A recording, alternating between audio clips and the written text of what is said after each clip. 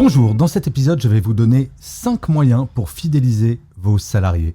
Je suis Gaël Châtelain-Berry, bienvenue sur mon podcast Happy Work, le podcast francophone audio le plus écouté sur le bien-être au travail.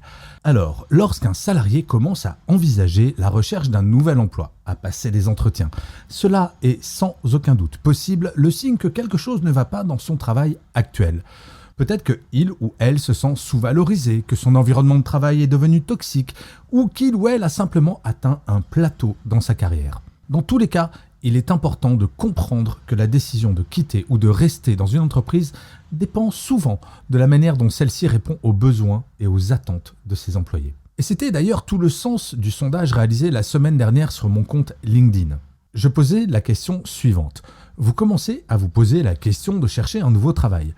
Que peut faire votre entreprise pour que vous ne commenciez pas ? Eh bien, selon ce sondage, 38% des personnes interrogées ont exprimé le désir d'une évolution dans leur travail comme étant le principal facteur qui les pousserait à rester dans leur emploi actuel. Cela signifie que de nombreux salariés sont à la recherche de nouvelles opportunités de croissance professionnelle au sein même de leur entreprise. Alors, que peut faire une entreprise pour répondre à cette demande et retenir ses talents ? En premier, il faut offrir des opportunités de développement professionnel.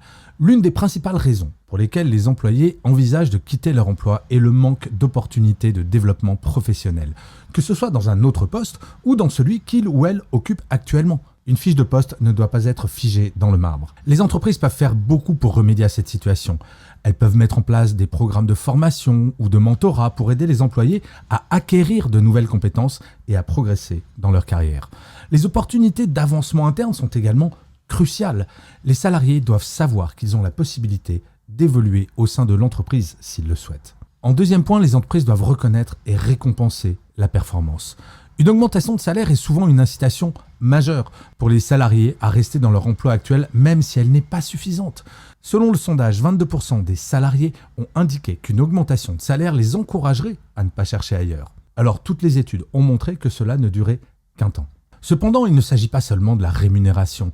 La reconnaissance et la récompense de la performance sont également essentielles. Les salariés veulent savoir que leur travail est valorisé, reconnu et qu'il y a des conséquences positives à fournir un excellent travail.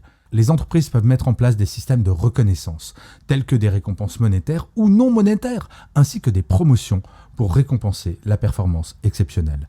Mais vous savez, dire bravo à la machine à café ou avec un petit email, cela fonctionne aussi. Le troisième point, c'est de créer un environnement de travail positif. Un environnement de travail sain et positif est crucial pour retenir les salariés.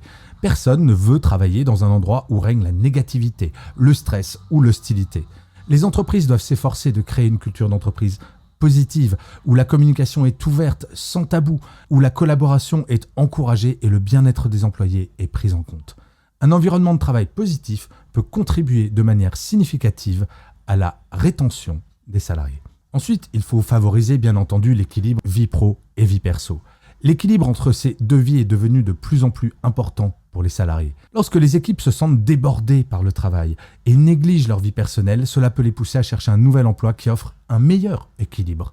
Les entreprises peuvent soutenir cet équilibre en offrant des horaires de travail flexibles, en encourageant le télétravail quand cela est possible et en fournissant des ressources pour aider les salariés à gérer le stress et à maintenir une vie équilibrée. Et enfin, il faut encourager l'innovation et la créativité. Les salariés sont très souvent plus heureux et engagés dans leur travail lorsqu'ils ont la possibilité d'apporter des idées nouvelles et innovantes et qu'en plus, on les écoute. Les entreprises peuvent encourager l'innovation en créant un environnement qui valorise la créativité, en encourageant les salariés à proposer des idées et des solutions, et en récompensant en plus l'innovation. Les équipes veulent se sentir valorisées pour leur créativité et leur capacité à faire une réelle différence dans l'entreprise. Alors, bien entendu, l'idéal est d'agir sur tous ces points, même si, pour 20% des répondants, s'ils ont décidé de partir, rien ne pourra les faire changer d'avis. Et c'est bien pour cela que je recommande vivement aux entreprises de mettre en place ce type d'action pour les salariés qui sont en place, sans attendre qu'ils soient démotivés ou qu'ils aient envie d'aller voir ailleurs. Et d'ailleurs, vous, où en êtes-vous ? Est-ce que vous êtes au bord de la démission sans même peut-être le savoir ?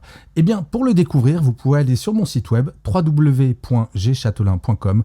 Vous y trouverez un test qui vous permettra de le savoir. Je vous remercie 1000 fois d'avoir écouté cet épisode de Happy Work ou de l'avoir regardé si vous êtes sur YouTube. N'hésitez surtout pas à mettre des pouces levés, des étoiles, des commentaires, à vous abonner sur votre plateforme préférée. C'est ainsi que Happy Work durera encore très longtemps. Et en plus, de vous à moi, cela me fait très plaisir. Je vous dis rendez-vous à demain et d'ici là, plus que jamais, prenez soin de vous. Salut les amis.